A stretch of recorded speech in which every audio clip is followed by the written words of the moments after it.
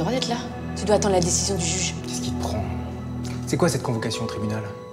Tu veux te venger? Tu veux de l'argent, c'est ça? Je veux juste rétablir la vérité. Mais quelle vérité? Elle aura 3 ans le mois prochain. C'est ta fille.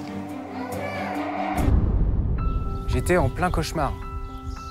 J'avais beau me répéter, je ne suis pas le père de cet enfant. C'était la parole de Cynthia contre la mienne.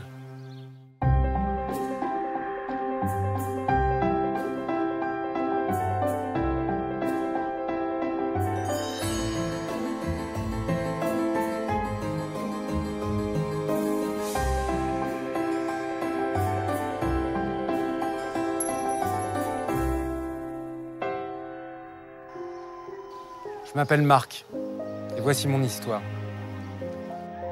Quelques années après mon divorce, je me suis marié avec Julie. Et j'ai élevé sa petite Manon comme ma propre fille. Je l'adore, cette petite.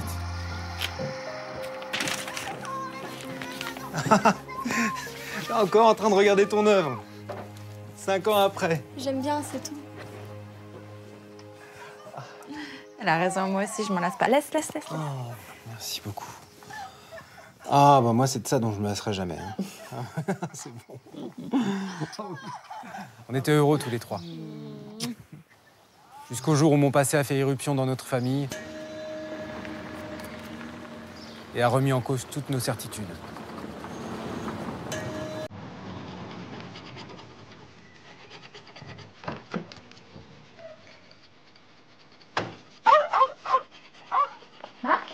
Oui.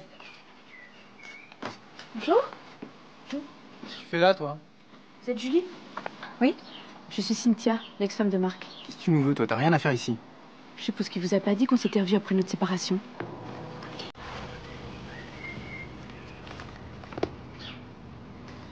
Il nous a trompés toutes les deux.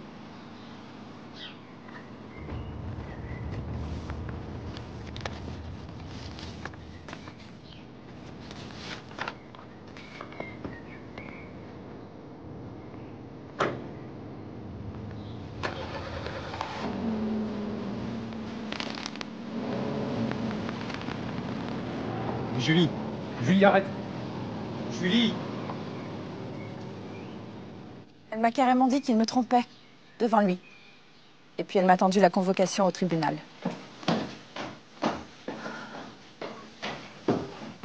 Tu vas être condamnée à lui verser une pension alimentaire? Mais je l'ai jamais revue depuis notre séparation. C'est pas ce qu'elle prétend. Hein. Mais tout ça, c'est des conneries. C'est une mytho, c'est une manipulatrice. Ah ouais? Et pourquoi elle prendrait la peine de mêler la justice à tout ça alors? Pour le fric, c'est tout. Elle veut faire croire qu'on est restés ensemble après notre séparation pour pouvoir toucher une pension. Mais tu vas pas... Tu vas pas croire tout ça. Hé, c'est des conneries tout ça. Hein? Et tu vas où là? Je vais prendre l'air. Non, tu vas pas prendre l'air. On va aller la voir tous les deux. Hein? Je vais te prouver qu'elle a tout inventé. Et tu vas voir que si elle continue, c'est moi qui vais porter plainte contre elle. Ok? Allez, on y va.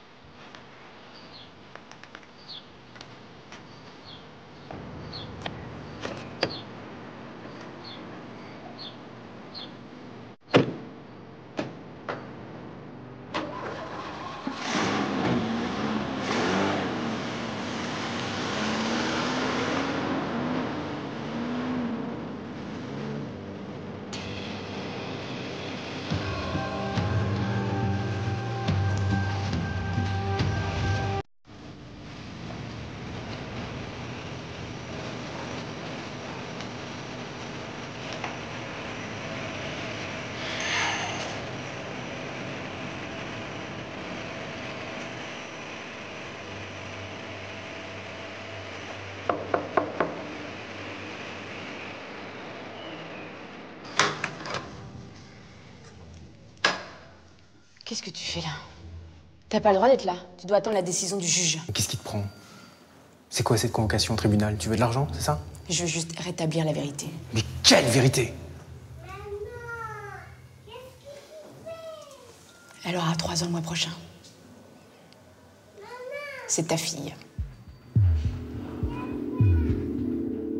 Tu délires. Mais d'où elle sort cette gamine? Cette gamine. Elle s'appelle Alice, essaie au moins de te souvenir de son prénom. De toute façon, bientôt, t'auras plus le choix. Le juge va te forcer à faire un test de paternité. Et tu devras me verser une belle pension alimentaire. C'est pour ça que t'es convoqué.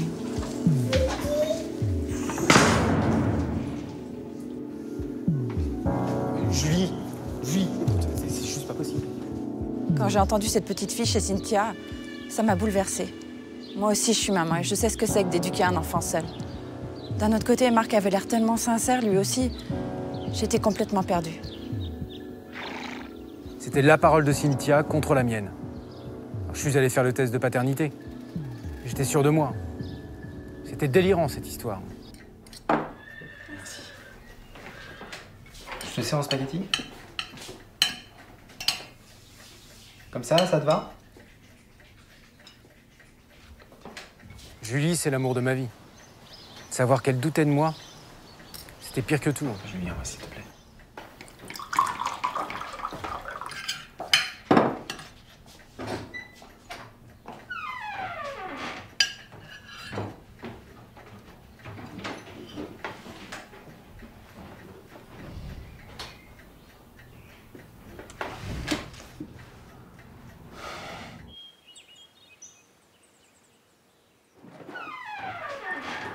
Marc, réveille-toi.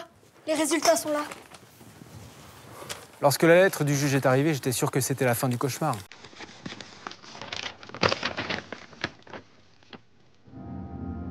Pas possible. Votre test a révélé que vous étiez le père de cet enfant. C'était écrit noir sur blanc.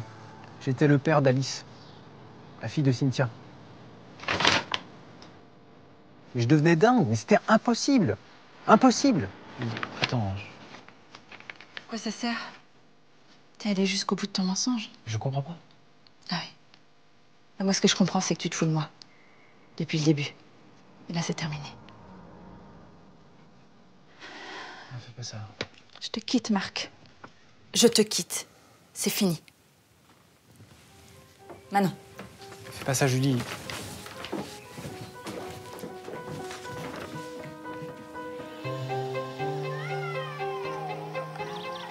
Le jour suivant, ça a été l'enfer. J'ai annulé tous mes rendez-vous, dit à tous mes copains que j'étais malade, j'avais besoin de faire le point. Mais tout seul, c'était impossible. C'est grâce à Manon que j'ai compris tout le stratagème de Cynthia.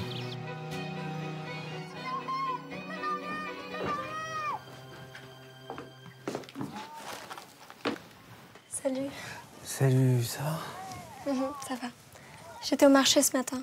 Et tu y étais pas, donc je suis passée voir si ça allait. Marché?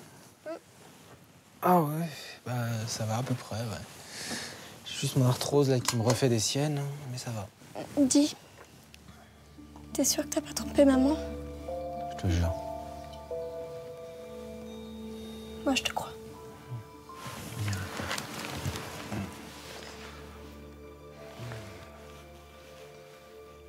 Attends, je crois que j'ai compris quelque chose là. Attends. Quoi? Attends, il faut que je vérifie quelque chose tout de suite. Qu'est-ce qu'il y a?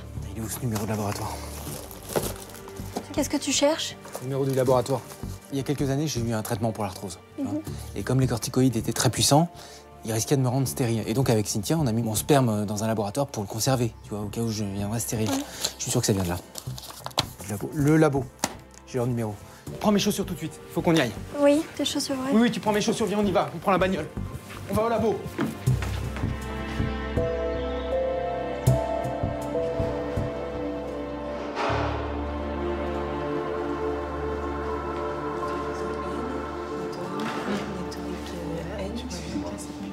J'ai appelé tout à l'heure monsieur Beauclerc pour le dossier. Oui. Un dossier qui date d'il y a... C'était quoi? C'était 2009, s'il vous plaît.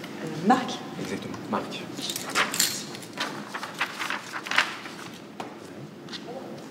Ah, mais ça, c'est pas possible.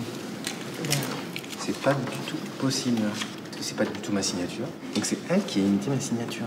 Quand j'ai su que j'étais sur la bonne piste, je me suis senti revivre. Est-ce que je peux avoir une copie de celui-ci, s'il vous plaît? Et je voulais tout clarifier. Et être sûr d'avoir des preuves solides avant de revoir Julie. Voilà, monsieur. Merci beaucoup, madame. Merci, Je vous en prie. Au revoir.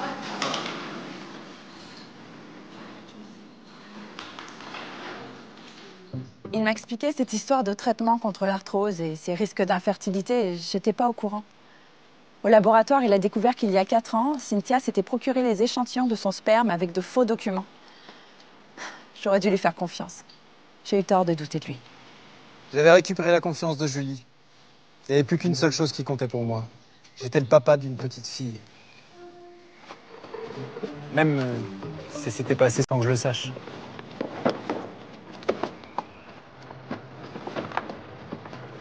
J'ai pardonné à Cynthia. Tout ce qui compte maintenant, c'est de rattraper le temps perdu avec Alice et qu'on apprenne à se connaître.